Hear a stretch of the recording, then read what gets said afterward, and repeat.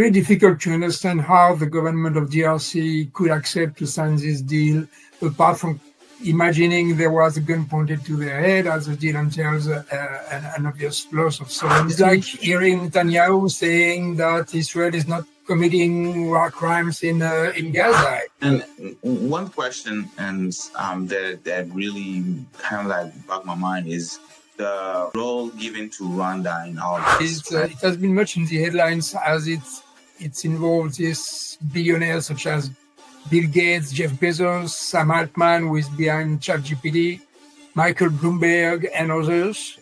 And their goal is to use AI, artificial intelligence, to explore minerals. And they have already announced the acquisition of rights for the Manono lithium deposit in DRC through a $1 billion deal. So the narrative shouldn't be that the West is plundering the Congo. It's more of a, like you said, the oligarchs and those. Yeah, it's a combination of financial interests who are seeking to profit here, and who benefit are the shareholders of these firms, and the shareholders are these oligarchs and these other foreign interests, which are not necessarily.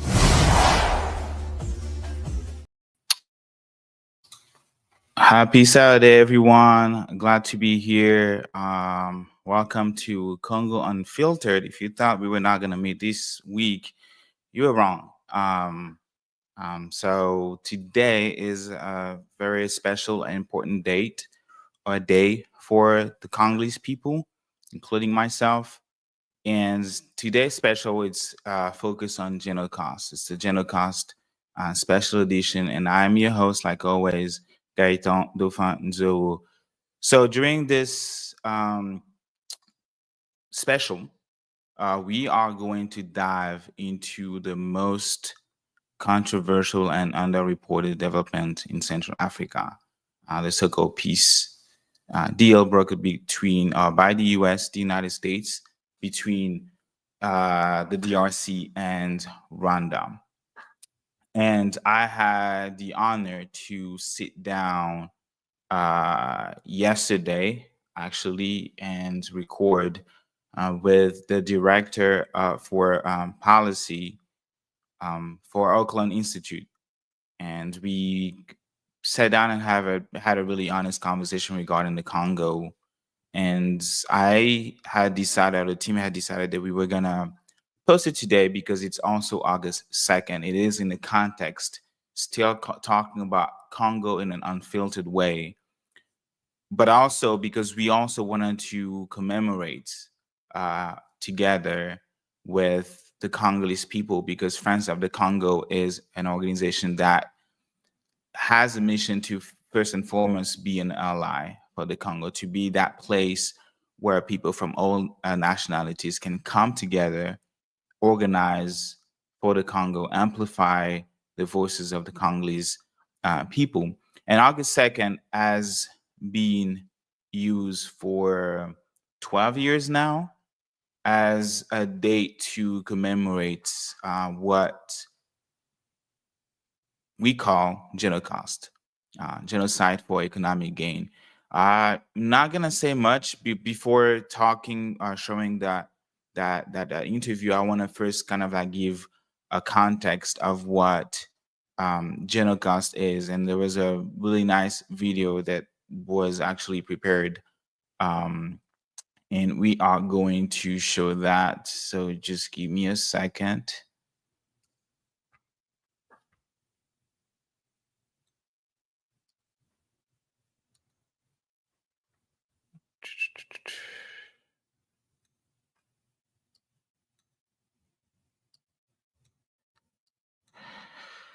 Trying to show the screen. This one. Okay. All right. We're gonna give the context of what Genocost is. In this video, we explain for folks who really understand why Congolese people are even doing this and what we're talking about when we say Genocost. You probably heard that word before. It's not a word that you find in the dictionary or your handy dictionary. It is something that Congolese came up with, Congolese people in London in 2013. as a way to challenge the narrative regarding genocide, regarding what was happening to uh, the Congolese people, yes, but with the explanation, you will maybe understand that it's really like all oppressed people that have lived under colonization. And then the definition that we've seen or that we know of the genocide was really careful not to incriminate those who drafted that genocide, which was the Western world. So I'm going to take a pause. I'm going to let you all watch this, and then I'll be back.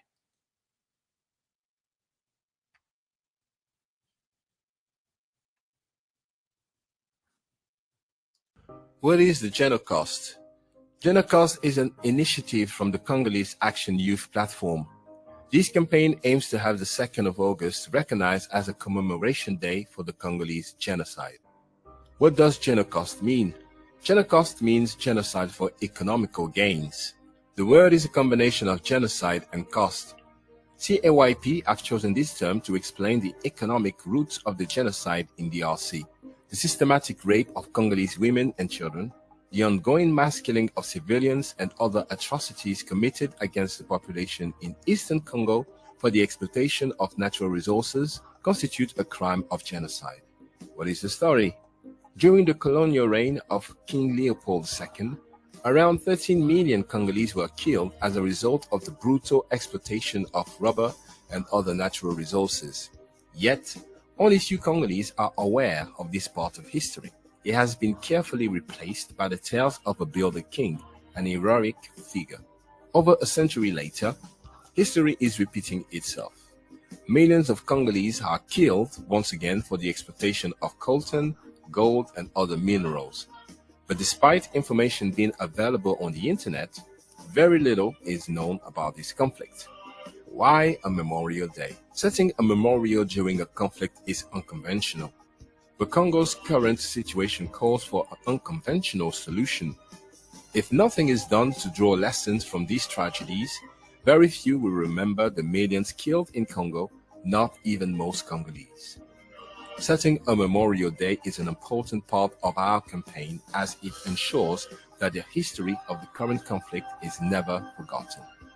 Why the 2nd of August? The 2nd of August marks the beginning of the Second Congo War, also referred to as the African World War.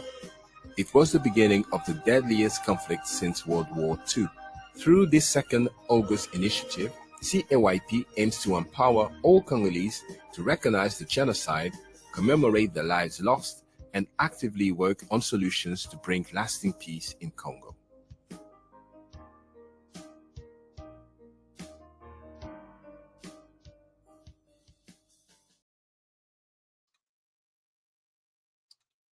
All right, that was kind of an explanation. I hope that was really helpful. So that's what what has been happening around the world, and that people have been organizing and trying to meet up and decide where essentially they were gonna meet and trying to commemorate that. I'm also trying to put up this clip that was on Genocost X page regarding the different places that we know so far where people uh, have been organizing. I think it's on X. So I'm just gonna go on X right now and then just share it. To give me a second.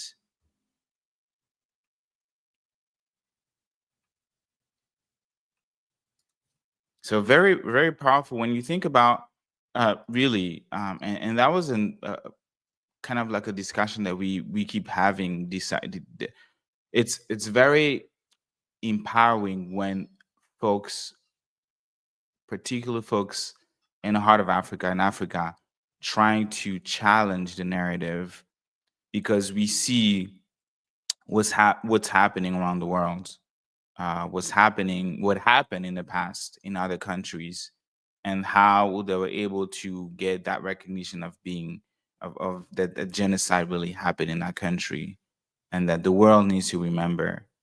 But then the way the genocide is even worded, And I will be speaking more on that before showing the interview with Mr. Frederic Mousseau. They decided that, you know what, this doesn't really explain what's going on, because what's going on in the Congo is not just uh, it's not just a conflict between uh,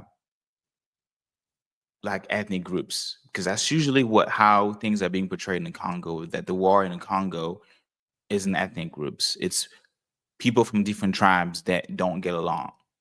That what's going on in Congo is merely and only a Congolese issue, when the big picture tells us something different. Excuse me. Something completely different when we look at the actors, those who are actually involved. And then while Congolese people are being massacred, while Congolese people are being um, forcibly removed from their home, when Congolese women are being raped, excuse me if that's really triggering for you, that for some reason there are a very distinct group of people who are profiting from that. We talk about a war, a 30-year war of aggression against the Congo. And when we're talking about a peace deal, a peace accord that was signed on June 27th, for some reason, the people benefiting from that directly are not the Congolese people, are not the civilians, is not the Congo. It is multinational companies, it is the United States, it is the Congolese elite, not the civilians. So, how can we now make sure that when we address the issue of the Congo, that we go to the root cause of it? That why was that in 1885 up until 1908, when the Congo was a personal property of an individual, the King Leopold II, people were killed. People had their hands cut off, literally, because they did not meet a certain quota of rubber. You don't meet a certain kilograms, and for those in the US, pounds of rubber, your hand will be chopped off as an example, and your hands will be displayed for everyone to see, right? Very disturbing. Very, very, very disturbing. And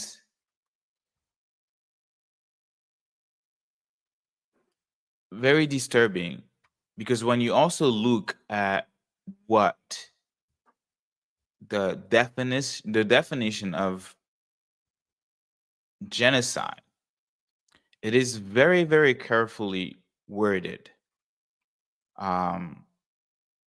That people could even think that, let me see if I can just, yeah, there you go. Let me put this on stage right here. Carefully worded, Convention on the Prevention or Punishment of the Crime of Genocide, Article 2.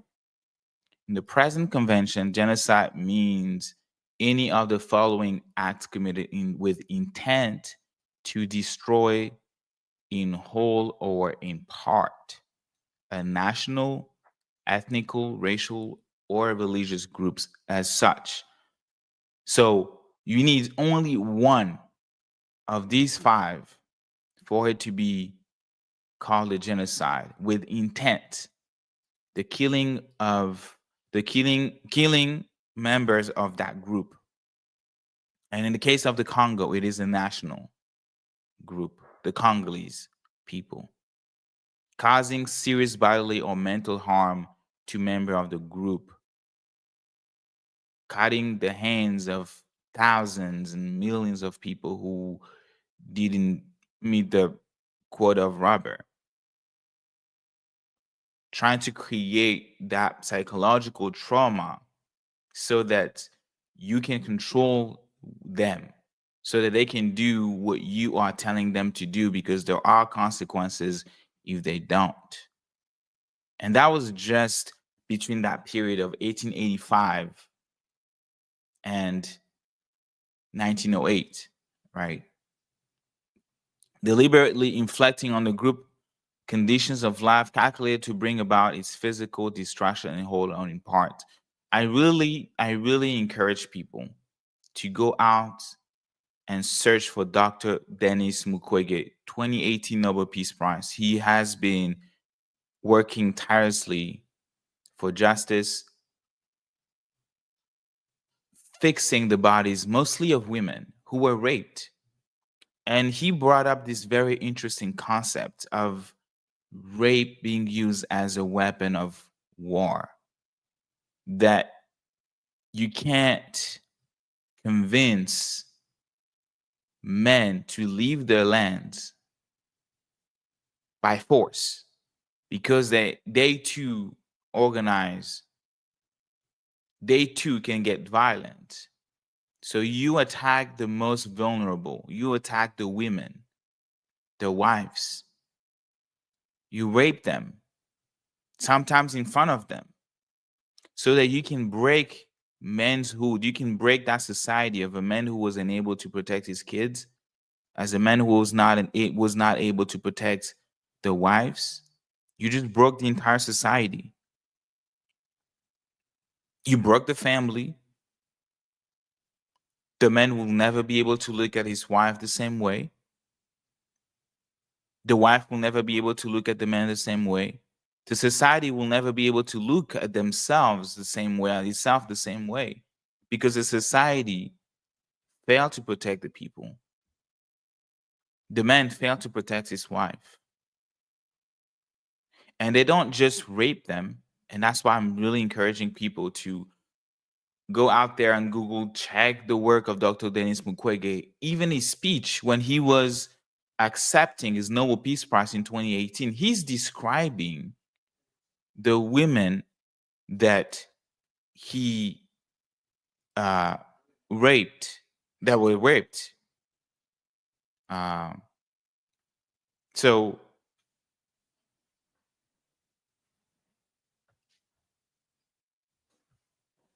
in his speech, he talks about that.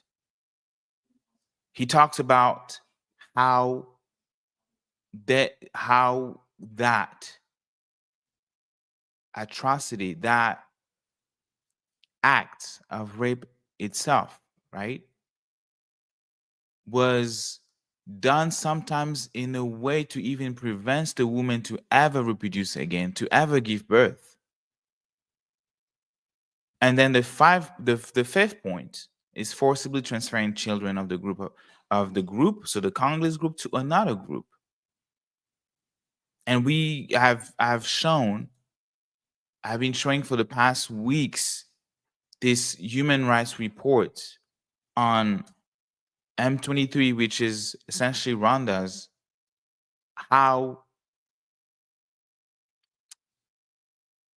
they are forcibly transferring civilians.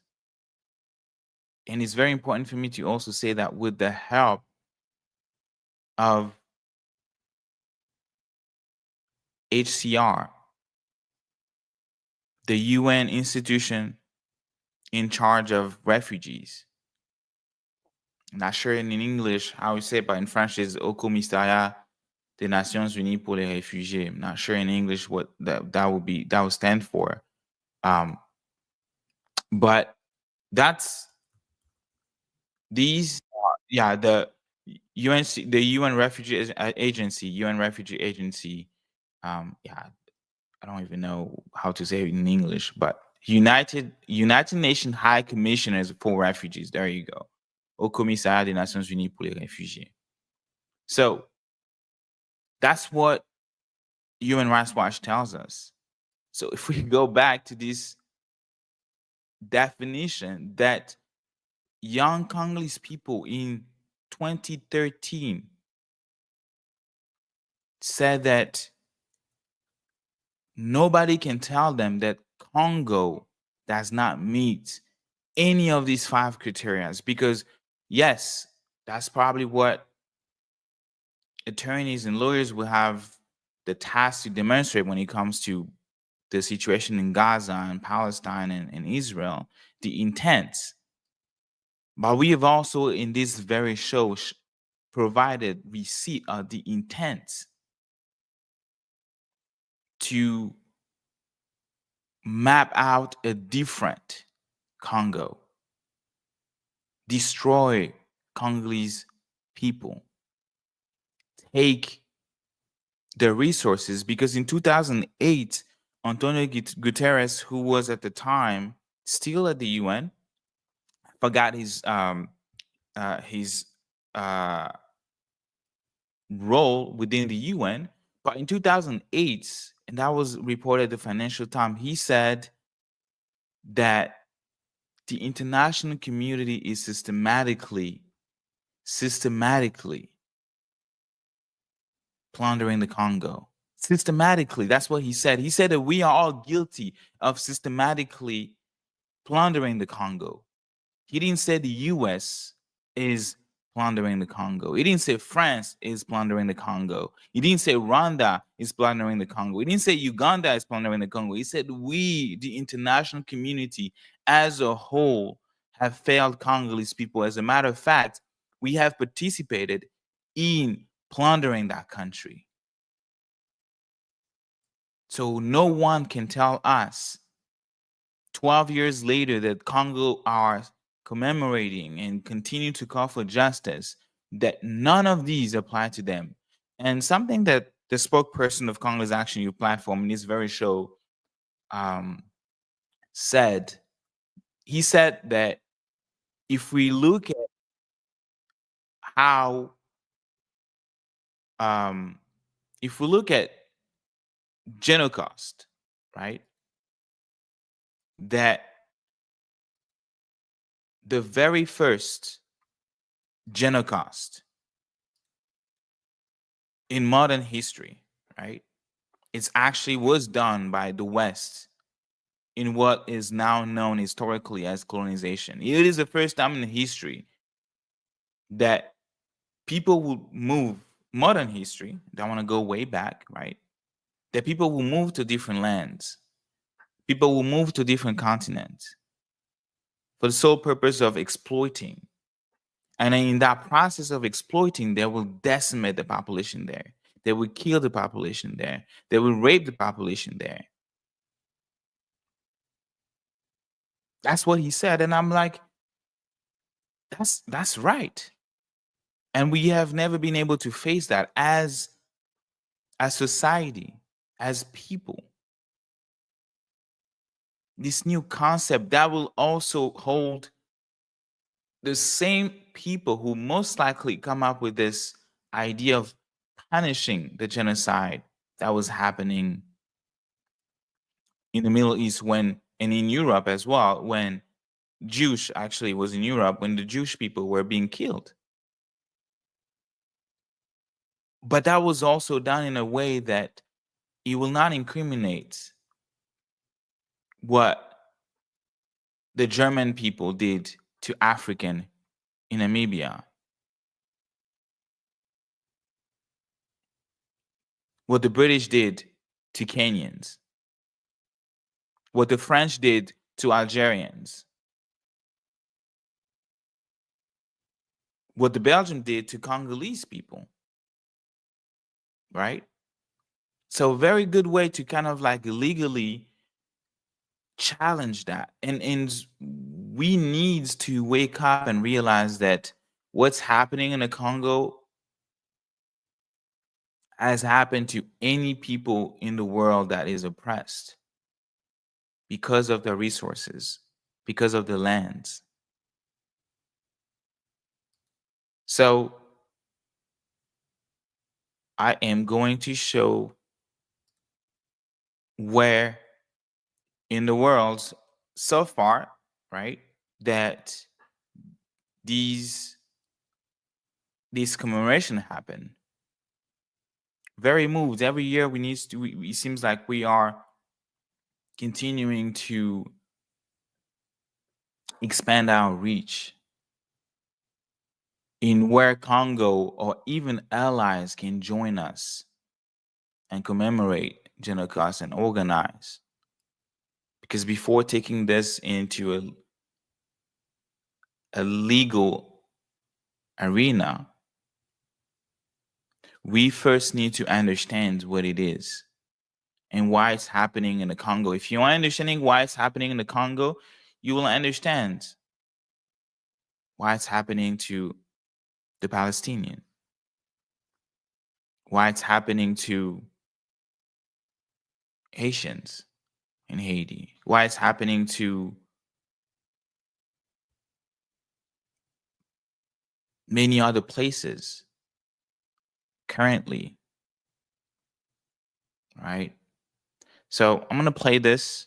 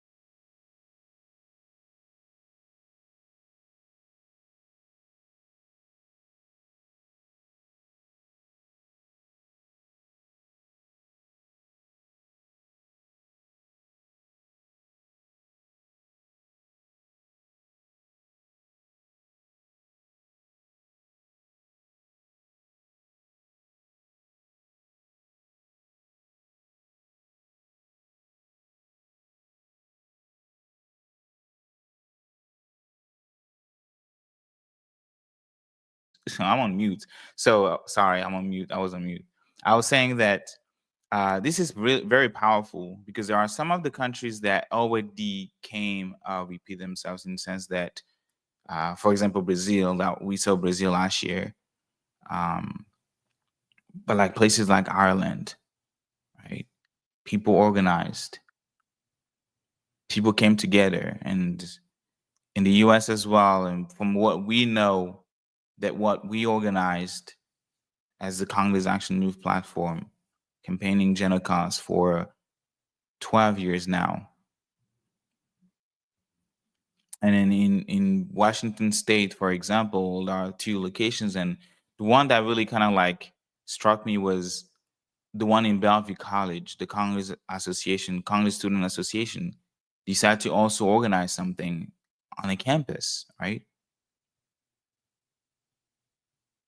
Because there was a work that needs to be done before getting to the justice components. There is the work of education.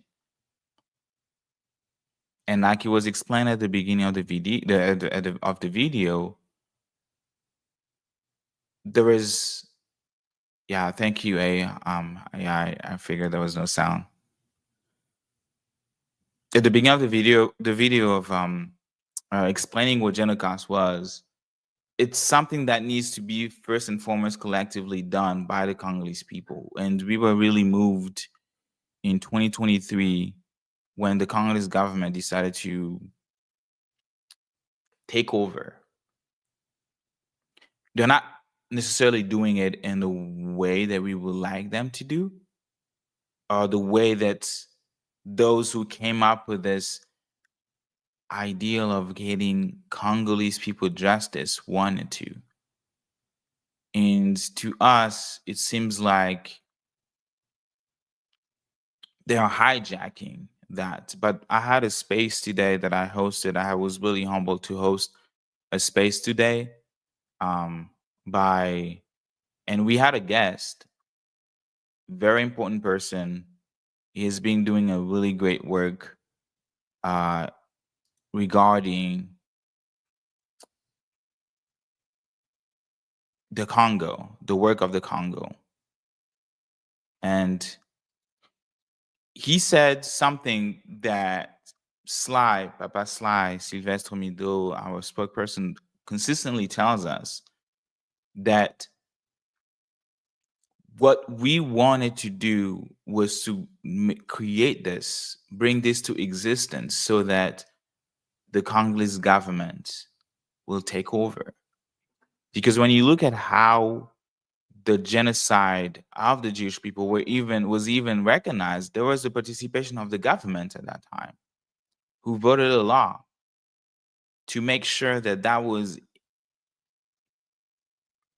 was literally ingrained into the mind of the people living in Israel, the state of Israel, which will later be created in 1948. I'm not gonna go in history, I believe, or 45, right after the World War II, that's for sure. And then they created that law to make sure that the genocide was codified in that law, to have a base that they will be able to use as a support why this needs to be discussed or taught in college, in classrooms, in high schools, why we need to have museums, curriculums, trips for folks from outside to come and visit some places.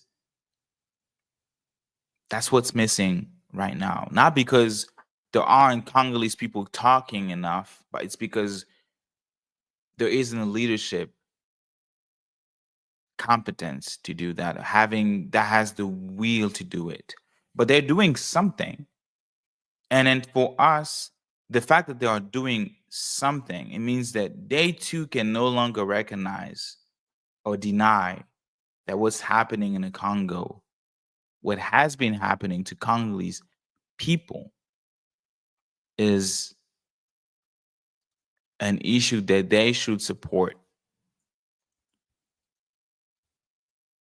They did commemoration. I'm not gonna lie. I'm not gonna show it live. It's a long one. It's 2 hours because I have my stuff that I need to show to y'all. And let me see if I can show that so y'all see what I see. So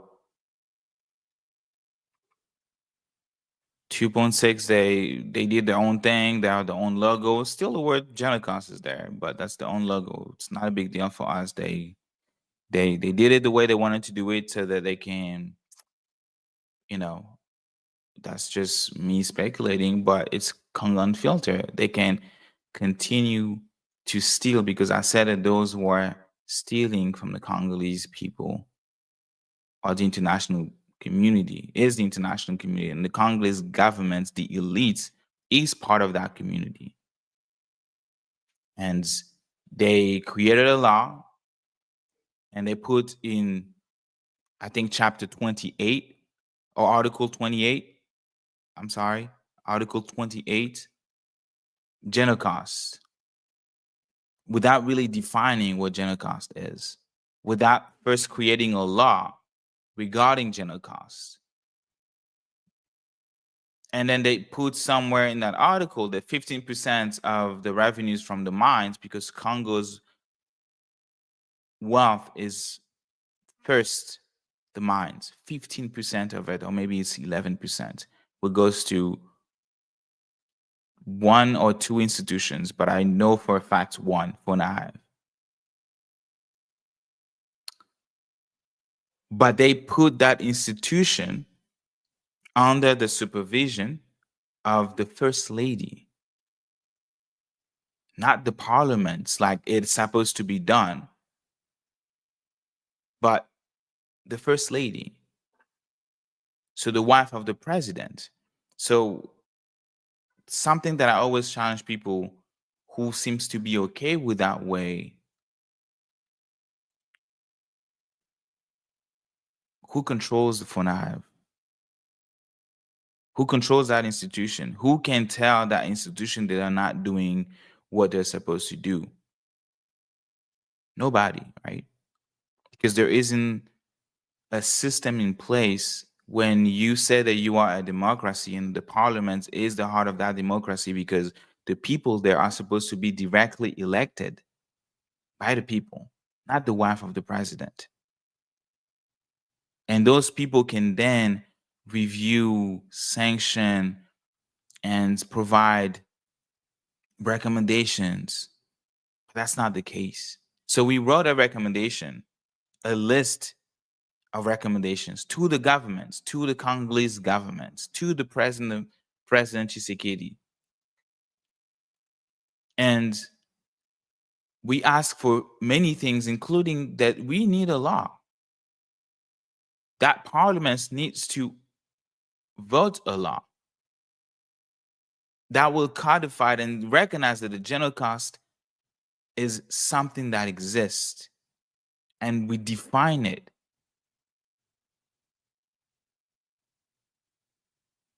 But it hasn't been the case. They didn't receive any response from that. But Patrick Beko said during the live that it is important that we are doing the work that we're doing. It's important that even if the government is doing that in the way that we all know, but at least they are starting something that even themselves cannot control. 2 hours of pure knowledge from Patrick Beko. A lot of respects. It was in French, unfortunately. Couldn't have invited y'all. But we're gonna continue to bring folks so that y'all can understand what's going on in the Congo and what we're talking about as friends of the Congo. When we are trying to analyze the crisis in the Congo, it is not something that happens in a vacuum. And the peace deal that was signed is only the manifestation of what we have been saying, right?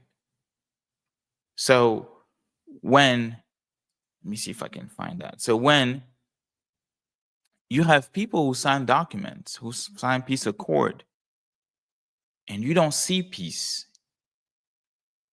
some people will argue you don't see peace yet, okay? But the truth of the matter is that you do not see peace, period.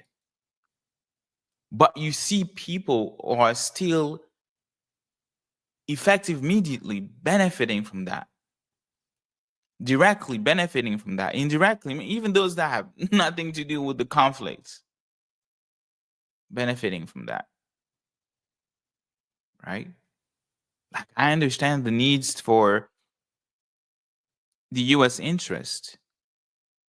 Why brokering a deal just to ask something in return? Is like somebody comes and asks for help. Like a woman comes and tells you that your neighbor comes to you and said that, hey, my husband is beating me. And say, okay, I will help you if you pay me. I'll help you if you sleep with me. That's exactly what's going on to the Congo. Because President Tshisekedi came to the US for help.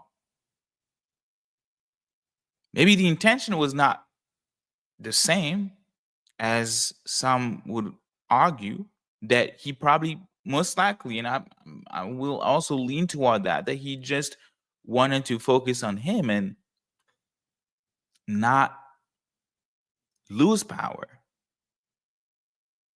But the fact is, he wanted help from the US government to stop the war, to stop the invasion. Instead, they had to sit down and sign a peace deal. So we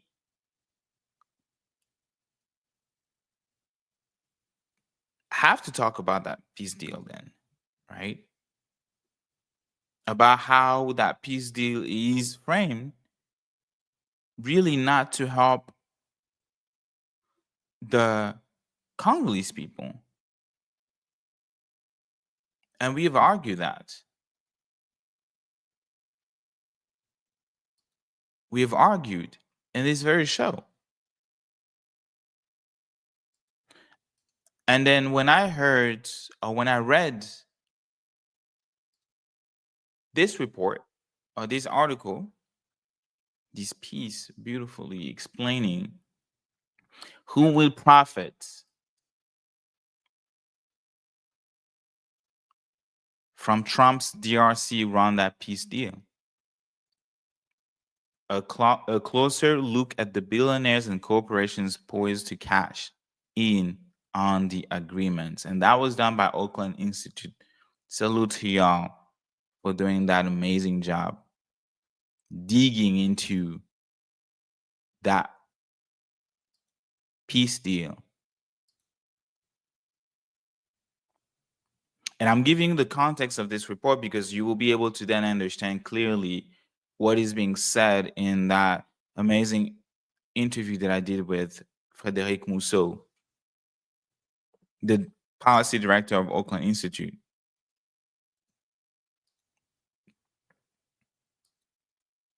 Because what we learn from that report, if you read it, and you can go ahead and read it, these are the companies that will be directly benefiting from that. BlackRock, Vanguard, Rio Tinto, Ivanhoe Mines, Orion, Tesla, and I name them, Glencore. Glencore is back. And Cobalt Metals, Alphamin Resources. The investors set to profit from the deal includes mining giants, billionaire-backed all AI firm, major asset management, and close Trump associates. Some have been found guilty of bribery and market manipulation, and others have been accused of forced eviction, unsafe working condition, and environmental harm. That's what we learn.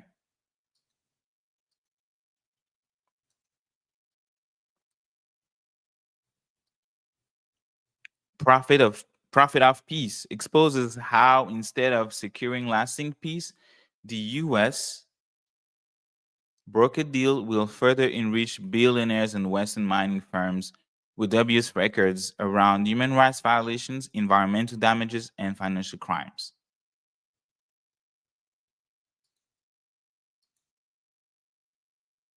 So these are the billionaires mentioned in depth. And I don't want to tell you more. I'm going to put the interview. You're going to watch. But I encourage you to go and read that article. Seek that article yourself and read it, because they go in detail about who is benefiting from this peace deal, not the Congolese people. Like that's a hint. 10 private Western actors with connection to several high-profile billionaires and the Trump administration are set to potentially profit from the DRC peace deal. Familiar faces. Dan Gertler.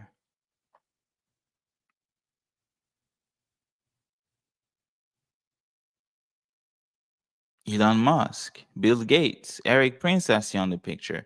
So that's what this sit down was about. So I'm going to play it, and all I can say is just enjoy by, again, the knowledge that was shared.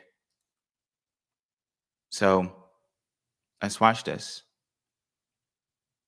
Start by unpacking the deal itself. Mr. Frédéric, could you walk us through the actual contents of the U.S. broker peace deal between Rwanda and the DRC?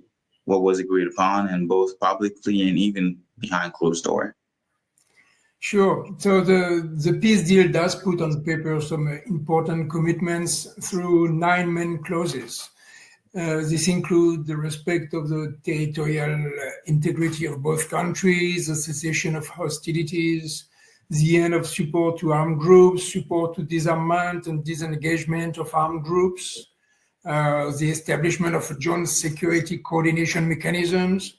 There's a point on refugees and IDPs, one on support to MONUSCO, and there's a regional economic integration framework, which makes the deal quite unique, and I guess we'll speak a bit more about that later. By nature, we don't know all what happened behind closed doors, especially in a deal that leaves quite a number of areas relatively vague, and say that some will have to be negotiated in the future. and or negotiated separately. So we don't know. We can just assume or guess what is behind the closed doors, and maybe we'll learn about that in the coming weeks and months.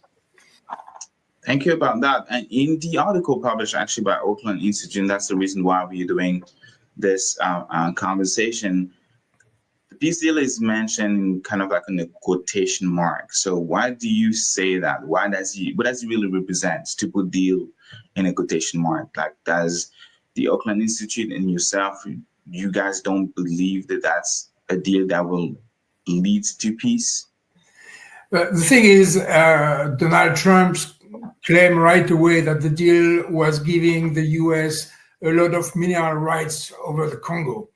And so there's no legal authority or mechanisms to give the US mineral rights on a sovereign country like DRC.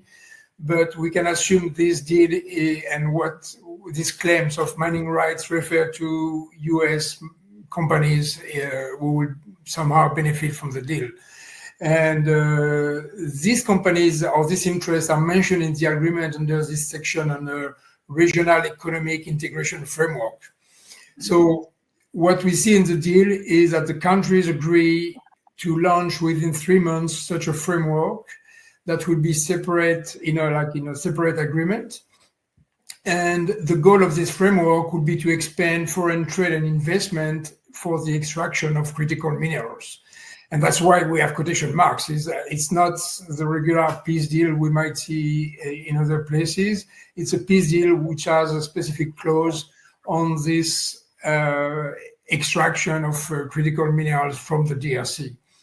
And the deal says that two countries will cooperate for this exploitation, and it specifies that it will involve US government and US investors, which makes it really puzzling, to say the least.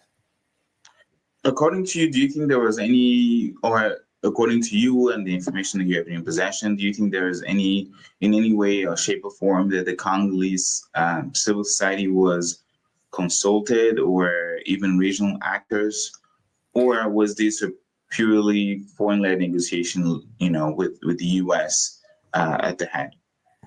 There was published a few weeks ago, there was an appeal from a coalition of 80 civil society organizations from DRC, mostly from Eastern DRC. It is called the Mobilisation pour la sauvegarde de la souveraineté et de l'autonomie congolaise, MOSAC.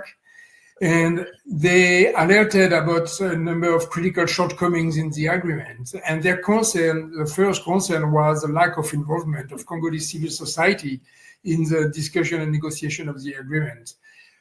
Other serious concerns they raised were the impunity the deal provided to perpetrators of violence and abuses. There's nowhere in the deal anything about justice or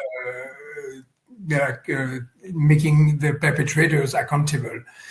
Other concerns, there are many concerns, and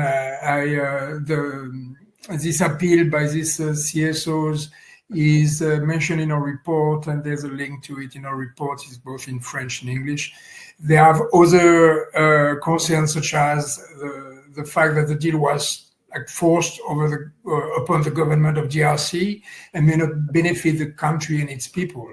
They also criticize the deal as a way to allow Rwanda to continue plundering the DRC's mineral resources while ultimately catering for these US interests that are mentioned in the agreement, in the clause I mentioned. Thank you so much. And let's talk about profits, because there is no deal, there is no economic deal without actually the money. So let's talk about that.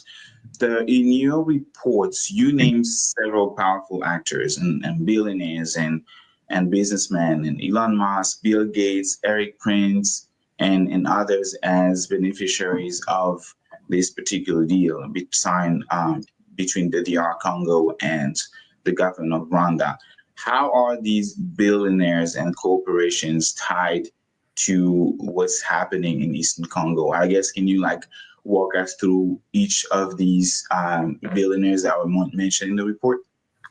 Sure. Yes. So our research identifies 10 actors, and I will encourage our listeners to read our detailed report profiling each of them.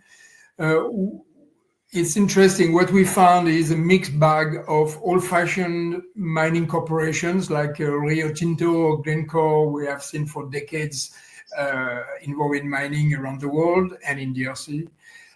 And also actors who are pretty new to the sectors, and these are these tech billionaires you mentioned, and what we should call oligarchs now. And Yeah. a number of these interests are pretty close to Trump or have contributed financially to his political campaign. And we do identify a number of these donations in a report. So to cite some of them, maybe not all of them, the first one we've heard quite a bit about is cobalt metals. It has been much in the headlines as it's involved these billionaires such as Bill Gates, Jeff Bezos, Sam Altman, who is behind ChatGPT, Michael Bloomberg, and others. And their goal is to use AI, artificial intelligence, to explore minerals. And they have already announced the acquisition of rights for the Manono lithium deposit in DRC through a $1 billion deal. Another one is America First Global. It's a company led by a very close associate of Donald Trump. It is currently negotiating the rights for the Rwanda mine that produces half of the country's coltan and has been a major focal point of the conflict in the East, and especially since he came under control of M23. Other interests include Ivanhoe Mines. It's a Canadian mining company which has two major projects in the DRC, the Kamoa-Kakula copper mine and the Kipushi zinc mine. Glencore, the Swiss giant, is also involved with, they have already two major copper cobalt assets in the DRC. Rio Tinto is also in talks to develop the Manono lithium deposit that the cobalt metals is trying to negotiate as well.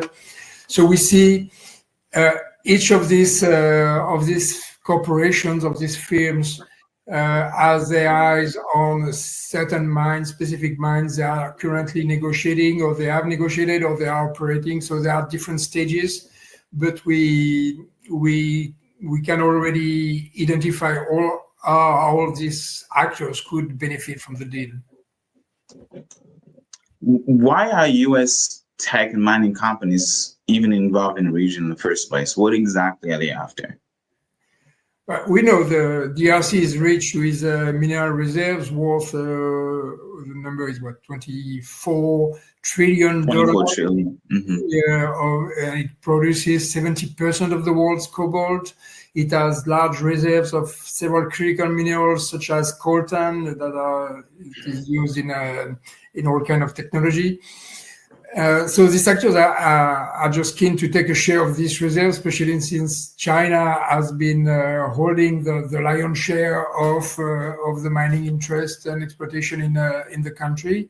So we really see a very aggressive move to take over or to expand control over some of these assets. At the same time, we really question in our report this will eventually benefit the U.S. economy, as it is Trump's claims that it is all good for the U.S. Because what it looks like, it's really more that it will enrich people and corporations which are already very rich, like these billionaires, the corporation and their shareholders. It's hard to see how it eventually benefit the U.S. economy itself, as there's no industrial plant behind that. It's really about benefiting the friends, the supporters of the current U.S. president, and these corporations and oligarchs who are leading the world today, unfortunately. And do you think that there is any of these is kind of like linked to a green energy transition narrative? That's a very interesting question, because what Trump doesn't say it's about the green energy transition, but we've heard many Western governments looking at critical minerals as key to the green energy transition. But actually, most of these minerals are not required to address the climate crisis and are rather sought commodities for unrelated industries such as telecommunications, aerospace, defense, and so on. According to the International Energy Agency, in a net zero by 2050 scenario, green energy will only account for 10% of the demand for graphite, cobalt, and lithium. So it's most of these minerals are not for the green energy transition. They are for business and to just supply the goods necessary for the different industries, including those I mentioned, which have nothing to do with the energy transition. That's interesting. And it feels like really that the history is kind of repeating itself, but with more, I would say, polished branding. So my next question to you is, how does this deal continue the legacy of colonialism or Western-backed extraction in Congo? Yeah, I mean, I'm not sure how Polish Trump's claims are. What I feel is that he's very obvious. He's certainly bolder than many Western leaders who have run colonialism and development, economic growth. All this is necessary for the good of the Africans. And no, you're right. We know that the Hiroshima bomb was made of the uranium from the Congo Belge. That all the history of Congo since colonization started has been marked by extraction and exploitation, and it just continues. Just Trump makes it really bold that it is about that. That's interesting that you mentioned about Trump. Yes, he does have the tendency, very unique leader among the Western countries, very bold, very straightforward, sometimes very, very controversial. Not sometimes, most of the time. So yeah, but to talk about the companies that it is reported that will be benefiting, and then that you also kind of like mentioned, some of them, some of the companies operating in the Congo have records of environmental destruction, human rights abuses, or even just profiteering, right? It's capitalism. But can you share like examples of those companies that have been violating human rights and even destroying the environment? Yes, sure. It's very well known that mining firms are infamous for their records in terms of environmental destruction, human rights abuses, corruption, tax evasion, which really raises concerns about how Congolese will benefit from the deal. And we know that Congo has been under plundering for decades or centuries, and we know the situation of the Congolese today. They've never really benefited, and they've seen so much devastation in their environment. To give a few examples, Rio Tinto for decades has faced international condemnation for the environmental damage and human rights violations from Papua New Guinea to Madagascar, even in the US. Ivanhoe Mines, the Canadian, has appalling human rights record in the DRC. In 2017, it was forcibly evicting hundreds of residents to expand their Kamoa-Kakula copper mine. In 2022, it was accused of paying bribes to Congolese officials to return permits. So the track records are terrible, and there's nothing new. And unfortunately, there's little to be expected for anything better from them unless they are under strong pressure. But as we see them getting ready to profit here further from the deal, we don't see how there could be more pressure or more control on these firms. Yes, and kind of to be clear, we talking about a deal that was signed on June 27th. Was this merely or entirely a U.S., because we know it's a U.S. broker deal, right? But can you say that this is entirely something led by the US, that the only US companies will benefit from it? What role, because I guess to what extent, what is the role of the US government, the State Department, AFRICOM, USAID, and if you think that Europeans' governments somehow played a role into that, into, I guess, shielding those companies' interest? It doesn't look like the European governments were involved.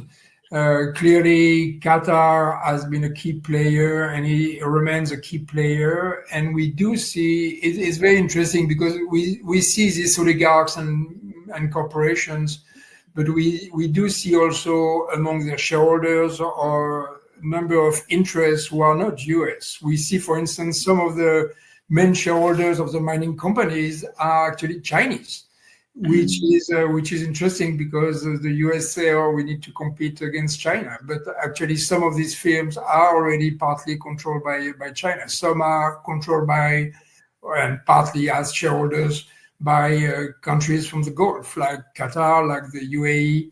So we do see this combination of US interest and others from around the world, and it shows it's not about really the interest of the US economy. It's really about the interest of corporations, oligarchs who are going to profit here. About the US government entities, it is unclear what USAID is going to do, given it's being dismantled by Donald Trump, which is certainly concerning, given this is a place with so much displacement and humanitarian needs. This would be certainly the last agency to dismantle in this context.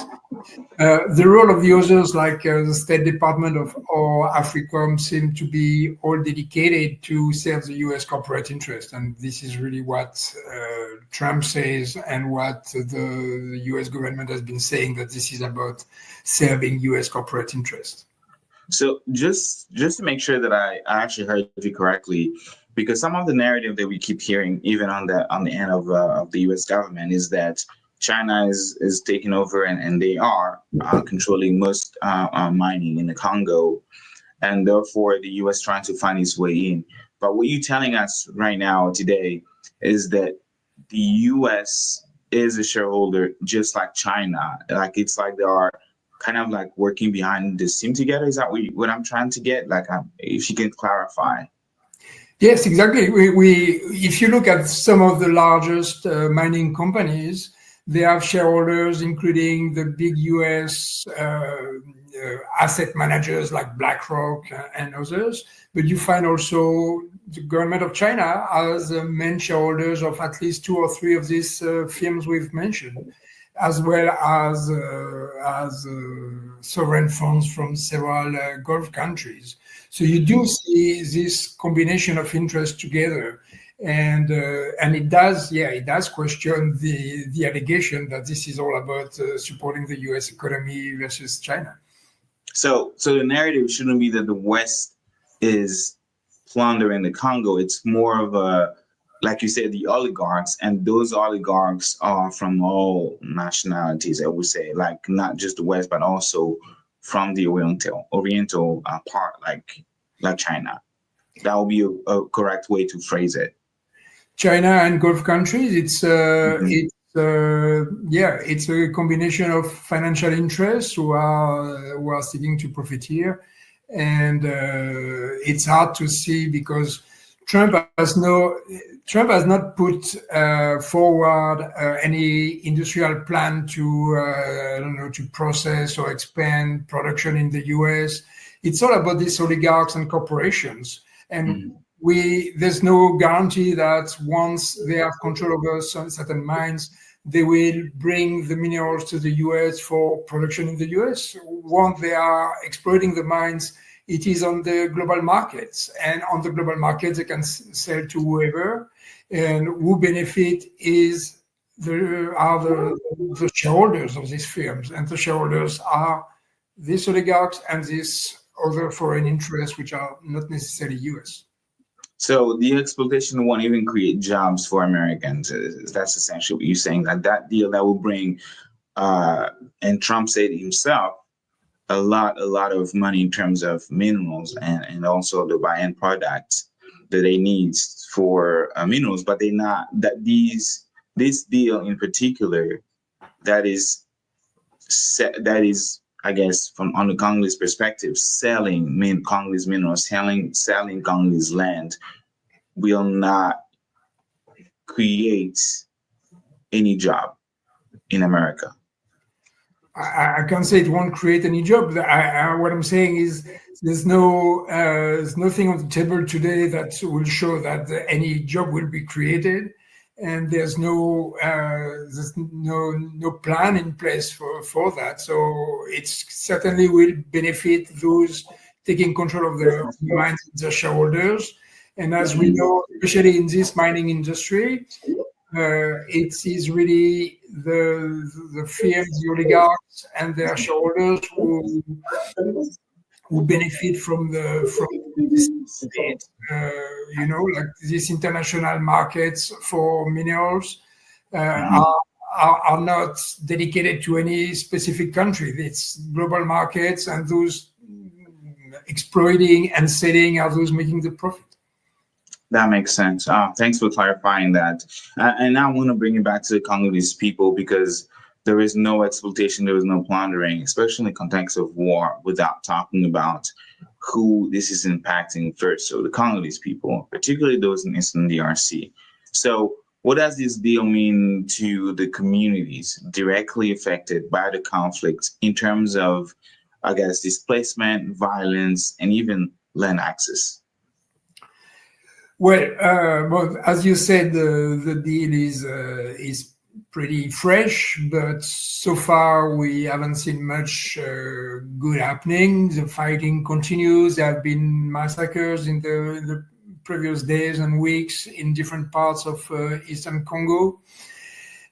So it remains to see whether there will be eventually some peace there, but we can be very concerned because some of the actors we identify in the deal really are concerning. When we see Eric Prince, who is infamous for its operations in Iraq, he's a famous, very close to Trump, U.S. mercenary who was controlling a mercenary company, was involved in different countries, and he's been asked to come and secure some mines in the country. We see also, and this was not in our brief, but we saw that in the past few days, another firm which is called two firms, Orion and Virtus.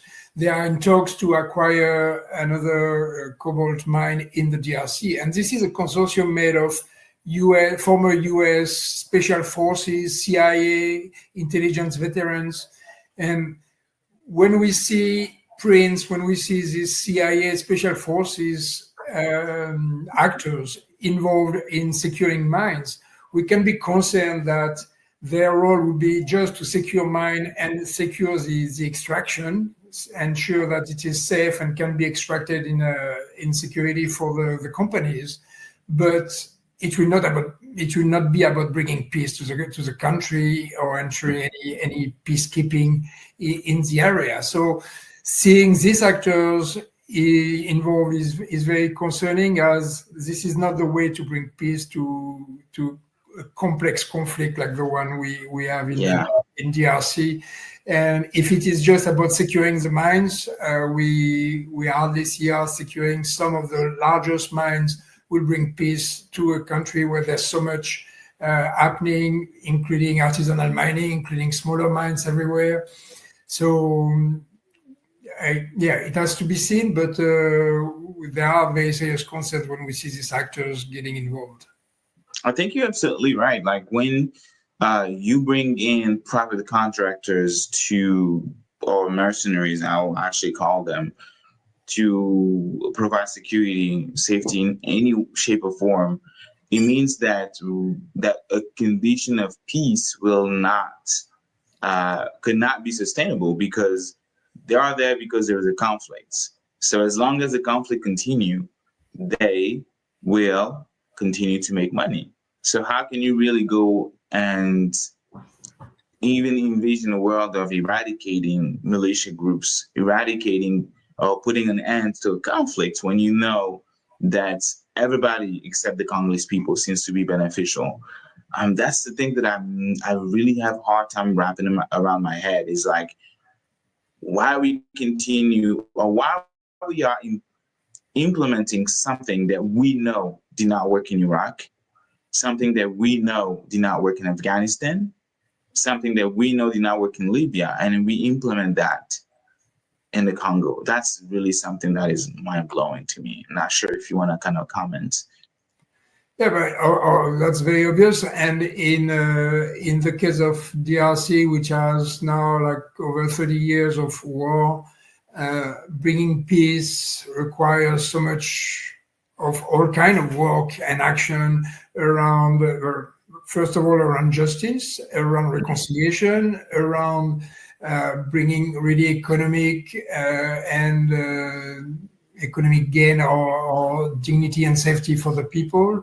And as long as you don't bring all this and just focus on the business of some private interest, it's really hard to see how it will eventually bring peace to the people of DRC. And one question and that really kind of like bugged my mind is the role given to Rwanda in all this, right? We know that it's been documented by credible source, including, and the most primarily one was the United Nations group of experts.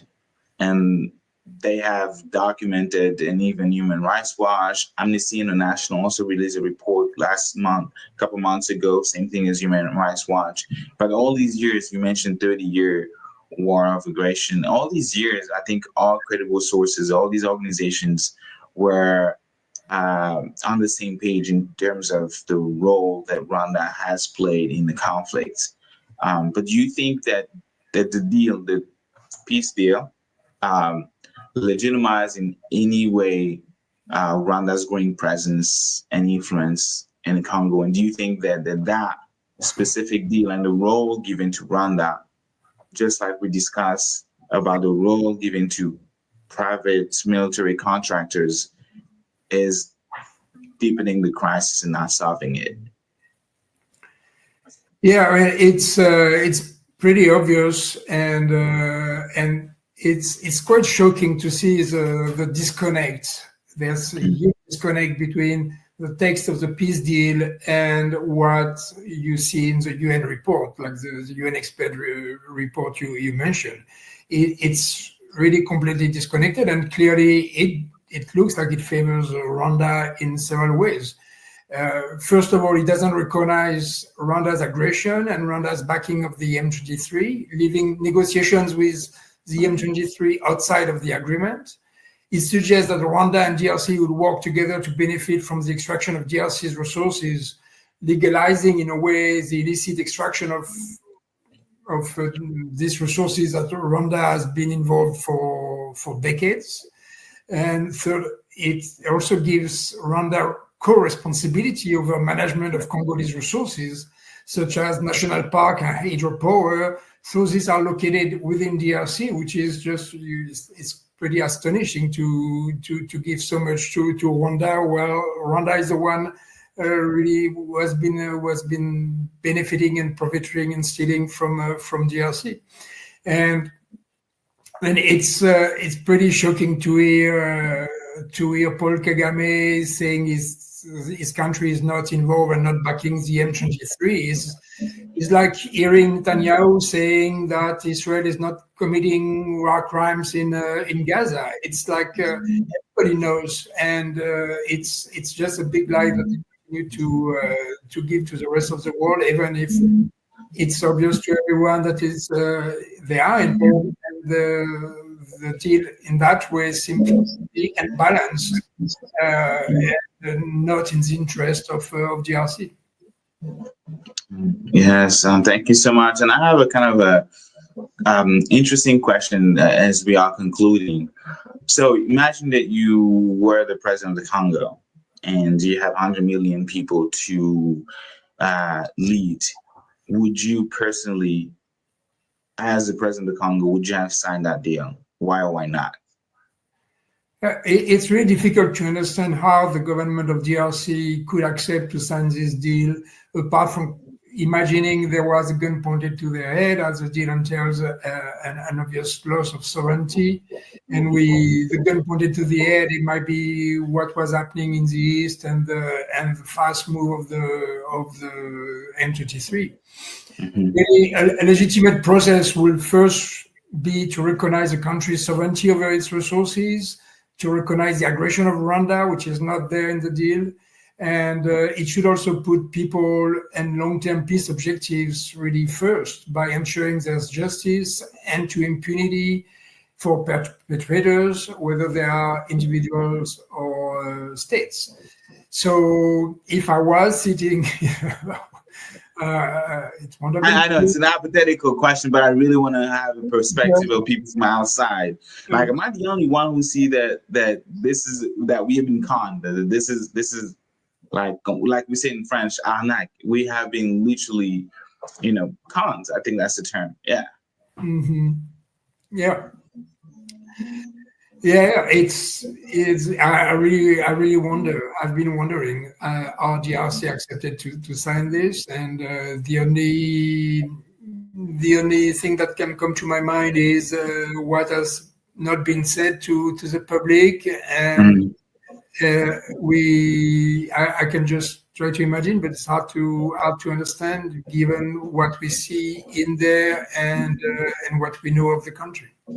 Yeah, and something that you said remarkably during this conversation, and thank you again for agreeing to sit down and talk with me, was how this deal is benefiting, and we know that because there is a timeline given to how the economic part or how the deal is going to unfold economically for all these billionaires and corporations. But we don't have a timeline for peace. And you mentioned that there were fightings before, the weeks before, the days before the signing. There were conflicts or fighting after. I think Reuters reported that about 100 civilians were killed last month alone by the M23. So I guess my question to you is, who, if anyone, can hold these billionaires, corporations, and governments accountable?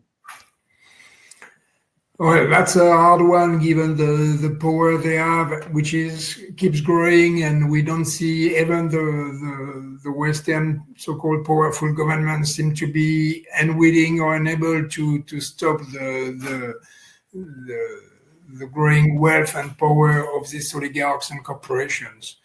What I will say is, looking at DRC is literally at the center of Africa, and with all this mineral wealth that attracts so much greedy interest, it really exemplifies how in the past 60 years or so after the independence, colonialism is still perpetuated under various forms all over the continent. So this makes me think that the African Union, other African intergovernmental organizations really must rise to this and put an end to these centuries of colonization and exploitation. There's really a momentum today. I know, for example, that in November the African Union is organizing a conference for reparations, and this is really certainly a right direction to look at. Is let's unite and see how we can stand together in front of these powerful actors. But it's also up to everyone around the world to mobilize so that these corporations and billionaires are taxed, are regulated, are controlled. The wealth of these billionaires seeking to enrich themselves further from DRC's resources is just insane.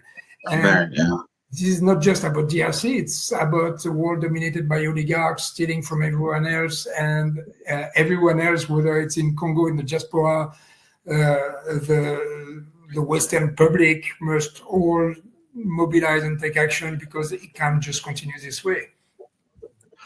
For the people watching, because France of the Congo is trying to put as being positioning itself as an ally, most and foremost, first and foremost. How do Congolese people in the diaspora and the global allies have, in like an example, right? Like what? Let me backtrack. What role do the Congolese people in the diaspora and even the global allies have in resisting this extractive model that you qualified as insane, because it is? The diaspora has power in the US. Individuals can check out and support the campaigns organized by Friends of the Congo. They will see there are many ways to take action towards elected officials and private companies. There are committees in Congress that can be pressured to take action. So in the US, even knowing how difficult it is, especially nowadays, you still have this power, and you see the power of the diaspora on a number of issues to really put pressure on their elected officials. And elected officials want to be re-elected, and in certain parts of the US, the diaspora can play a role. So definitely there's something that can be done this way, and Friends of the Congo has so much energy and campaigns to promote this kind of action that I really encourage the listeners to check out the website and see what they can do, and now and in the coming months and years, as it won't be done in one day. Yeah. Where can the audience, people watching, have access and read the Auckland Institute report, Prophet of Peace? So it's on our website in both in French and English. It's at aucklandinstitute.org. And you can easily find it. It is on our homepage at the moment. Yes. And do you have a message? Because I mentioned at the beginning, August 2nd is the day Congolese people around the world are commemorating what they call a genocide for economic gain, and how the population that they have been killed, displaced for the sake of the minerals. Do you have a message that you would like to leave with the Congolese people, especially the youth, as we mark another year of the Genocost? Yes. As you said, people of DRC have been through a nightmare for so long. Over half of the population, the youth below 30, have never seen the country at peace. And some may be in despair to see an end to this. And it might be hard to imagine. But then I will think of this famous quote often attributed to Nelson Mandela, that it always seems impossible until it's done. And it's really the one to hold on to, as there will be a day when Congolese will be able to take back their lives and future. And this is really, if there was a message I would give, it would be this one, echoing Mandela. Yeah. Mr. Musso, thank you so much for your time. We really hope to have you back and trying to understand more the Congo with you, Congo's issues with you. So yeah, we really hope that you'll be able to be back. We are going to bring you back. Yes, thank you. Thank you so much, Gaëtan. Look forward to that, and also please check out and stay tuned on the Auckland Institute website, as there will be more publications in the coming weeks, months on the issue. Thank you so much for having me. Thank you.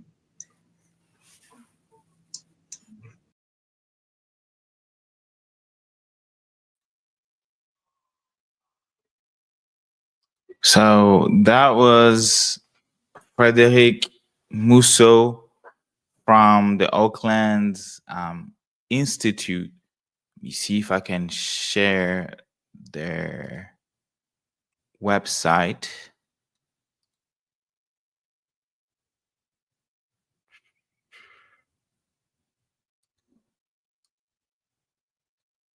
Okay. So Frédéric Musso is during this interview, he exposed the reality behind the peace deal. And he is the policy director of the Auckland Institute, like I said, and where he coordinates the Institute's research and advocacy activities on land rights, foods, agriculture, and international institutions. He has authored numerous reports, reviews, and articles, and he is the lead author of the report Prophet of Peace. And this is what moved Friends of the Congo to sit down and discuss this particular issue with him as a way to commemorate Genocost, the genocide for economic gain, how the world seems to be okay, the international community seems to be okay, to quote Antonio Guterres of the UN Secretary, General Secretary, that the international community seems to be okay of the Congo being plundered, the Congo being Congolese people being killed, Congolese people being displaced, as long as the resources continue to fuel technology that we have, our everyday's life, right? So it was a very good interview, I thought. I think, and I hope you enjoyed it. But please try to check out the Auckland Institute, this article that you can see. Prophet of Peace, may the corporation poised to benefit from the DRC peace deal. You're gonna have even more details on the issue that was presented to you. But that was for Genocost and special August 1st, and that's why I kind of to go back to different activities that happened. There is one particular event in France that I wanted to share with y'all. Let me see if I can.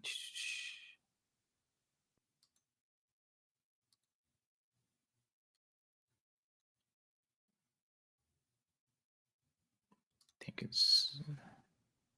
think I might have it as a video.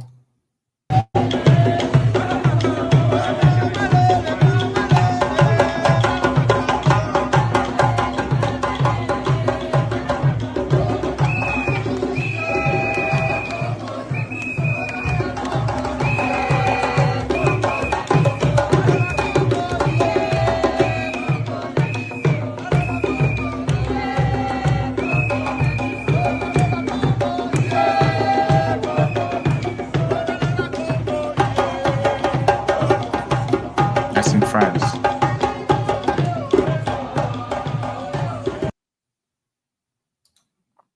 And something to know about Congolese even way of celebrating, partying, and even mourning. It's always with music and dances. That's just who we are as people. I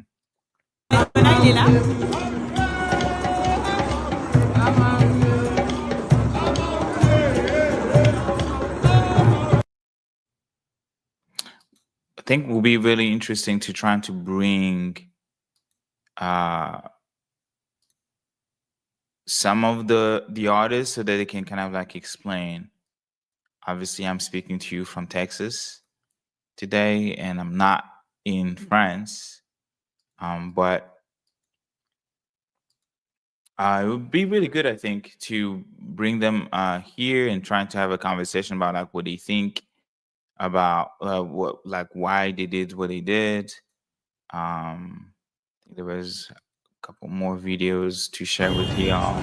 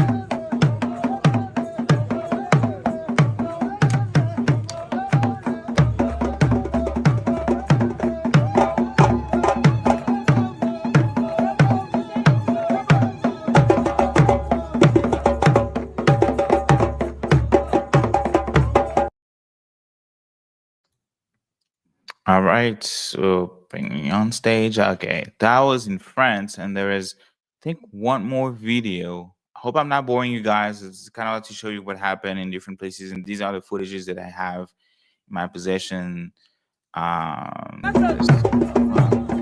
Still in France.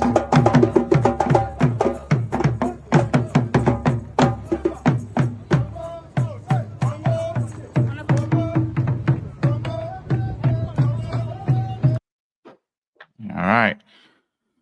And then I think I have photos of London. As y'all may know, some people are continue to have it, especially here in the US. Oh, this is a powerful one. Let me show you guys this one.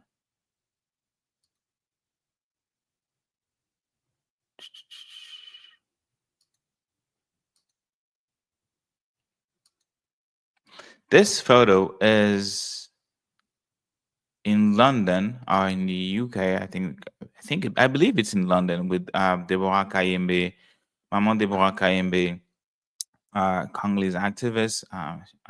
And actually last year she was the ambassador of the Genocost 2024. And then you can see her with obviously Palestinian flag around her neck, very powerful with the Congolese flag on the table, and then the lamp as well, the candles or lamp, if you wanna say it, that represents hope. I'm trying to see if there are more photos that I need to share.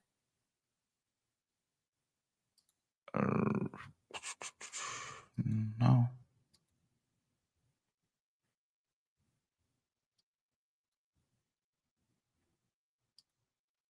Yeah, I think that's it. And in London, actually, they had Michael Wong as one of the guest speaker in London. She's an author.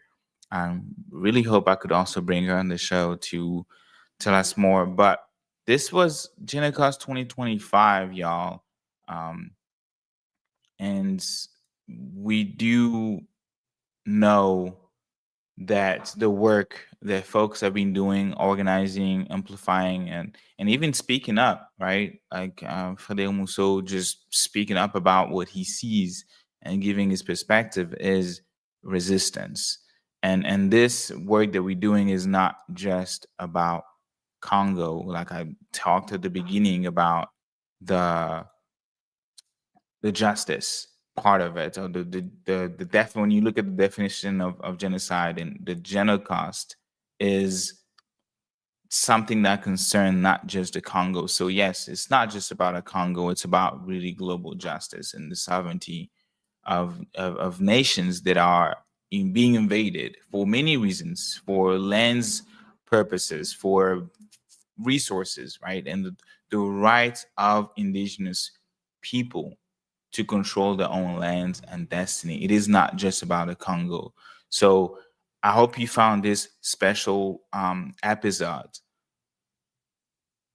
powerful, interesting, and most importantly, educational, that you learned something. And if you did, please make sure that you share this, make sure that you talk about it, and make sure that you also join Congolese people to organize, and even organize yourself, because as I mentioned, it's not just about the Congo. You can organize and help us really bring a lasting peace, help us bring sovereignty to the Congo, so that the native can and will continue to control the fate of their own affairs. They continue to control their own lands. They continue to control the destiny. That the resources that are being extracted finally benefits them. And then the victims, those who died, those whose family members were killed, those who were raped, those who were enrolled in militia groups, those who were forced to mine those resources, cobalt, coltan, gold, diamonds, that justice happens for them.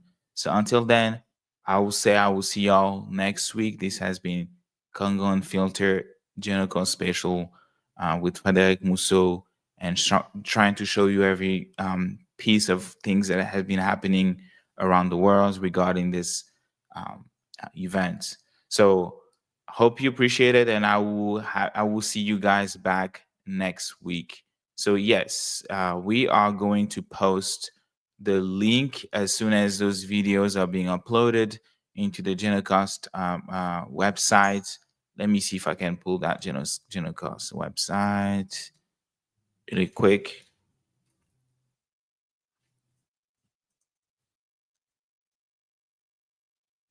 As soon as this is posted, that the videos that I showed you are posted online, I will definitely make it public, and we'll make an announcement about that. But this is the genocost.org if you want to know more about the Genocost, everything that I just said, any sort of like information regarding Genocost. And yeah, until then, I will see you next week. Ciao.